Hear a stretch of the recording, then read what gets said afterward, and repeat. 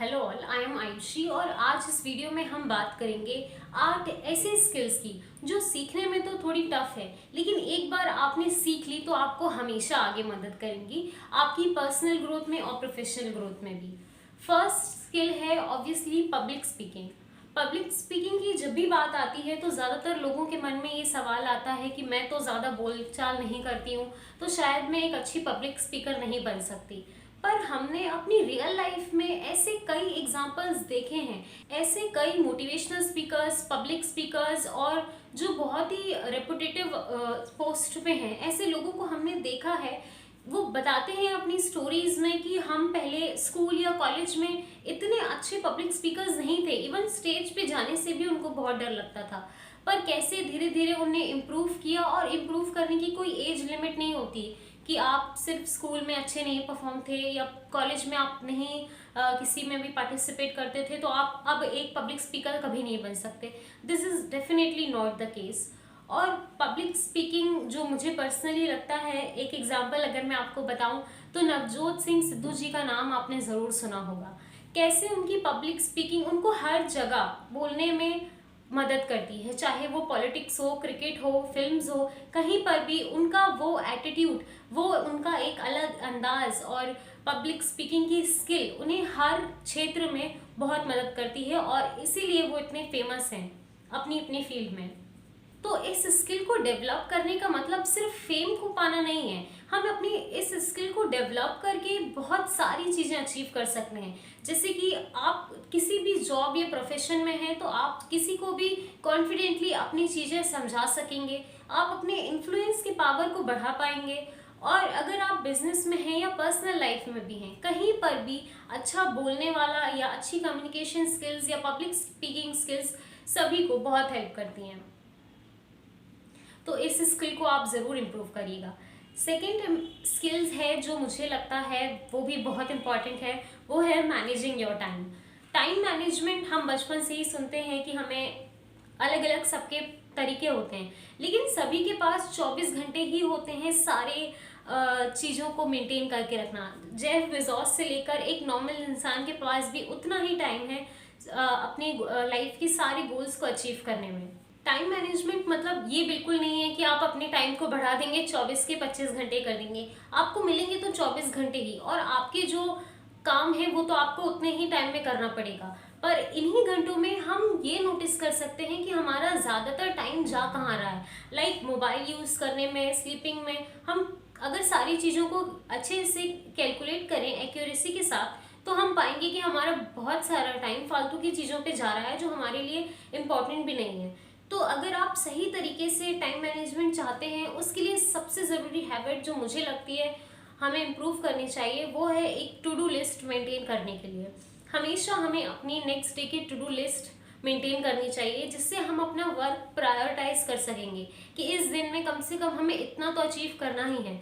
Obviously हमारे long terms goals तो हमें क्लियर होते हैं, पर ये एक एक दिन का हिसाब भी अगर हमारे पास होगा तो हम और भी ज़्यादा जल्दी अपने गोल्स अचीव कर पाएंगे। थर्ड स्किल है हैविंग एम्पैथी। एम्पैथी हम उसे कहते हैं जब हम अपने आप को किसी दूसरे की सिचुएशन में एग्जैक्टली रख कर देखें और सोचें कि दूसरा कैसा महसूस कर रहा है, उस फीलिंग को एम्पैथी कहते हैं। तो हमें एम्पैथी की फीलिंग हमेशा होनी चाहिए, ना सिर्फ इसीलिए ताकि हम दूसरों को समझ सकें और उनकी प्रॉब्लम से देख सकें, बल्कि इसीलिए ताकि हमें अपनी लाइफ के लिए ग्रेटफुल हों, हमें अपनी चीज़ों की वैल्यू पता चले, उसकी इम्पोर्टेंस को समझें। हम इस चीज़ को भी आपको बहुत ज़रूरी है सीखना। फोर्थ स्किल है पॉजिटिव सेल्फ टॉक। जब भी हम अपने आप से बात करते हैं, कई बार हम गुस्सा होते हैं तो हम अपने बारे में या नेगेटिव चीज़ें सुनते हैं तो हमारी भी वैसी थिंकिंग बन जाती है।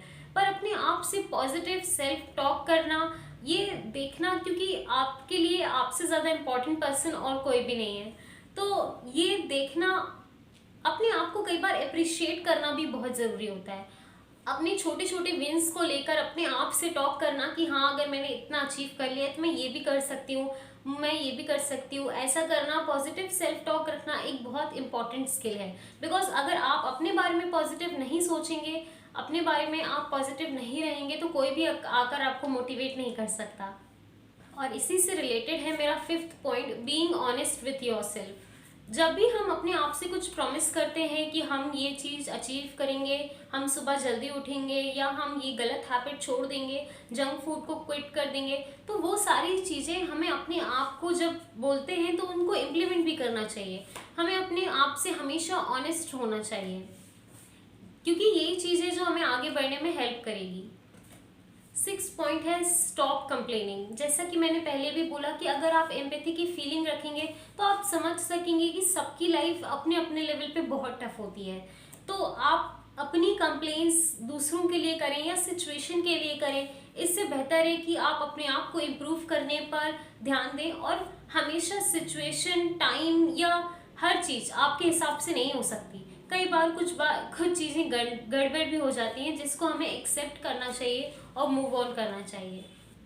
7 पॉइंट है live in the present moment and forget your past. ये चीज़ खुद भी मैंने बहुत मुश्किल से सीखी है। और यहाँ फॉरगेट योर पास्ट का मतलब पास्ट मिस्टेक से नहीं, आपके कुछ पास्ट इंसिडेंट से या सिचुएशंस थे जिससे अब आप कुछ नहीं कर सकते, जिसके लिए उसको भूलकर हमें अब आज के मोमेंट में फोकस करना चाहिए। और 8th और मोस्ट इम्पॉर्टेंट स्किल है बीइंग कंसिस्टेंट। हमें हर काम में, चाहे वो आप अपनी हेल्थ को लेकर वर्क कर रहे हो या किसी भी छोटे से प्रोजेक्ट में या किसी भी नई हैबिट बिल्ड करने में प्रैक्टिस कर रहे हो, तो उसमें कंसिस्टेंट होना बहुत इम्पॉर्टेंट है। आपकी कंसिस्टेंसी की हैबिट आपको बहुत आगे ले जाएगी और एक ना एक दिन उस चीज़ को कंप्लीट कर ही देगी। अभी मैं जो बुक पढ़ रही हूँ एटॉमिक हैबिट, उसमें एक बहुत अच्छी बात बोली है कि आप 100 बार उस पत्थर पे 99 बार अगर आप एक पत्थर पे हथौड़ा मारेंगे तो वो नहीं टूटेगा, वो 100वीं बार पे टूटेगा। पर इसका मतलब ये नहीं है कि वो 99 बार के जो हथौड़े पड़े थे उसने उसकी मदद नहीं की। वो सारे 99 और वो 100वां मिलाकर ही वो पत्थर टूटता है। तो आपके छोटे छोटे डेली कंसिस्टेंट वर्क से ही आप बड़े गोल्स अचीव कर पाते हो। तो that's all in this video. और यही थी मेरी सारी स्किल्स जो मुझे लगता है आप सभी लोगों को सीखनी चाहिए, या आपके लॉन्ग रन में बहुत हेल्प करेगी। Thank you so much for watching this video.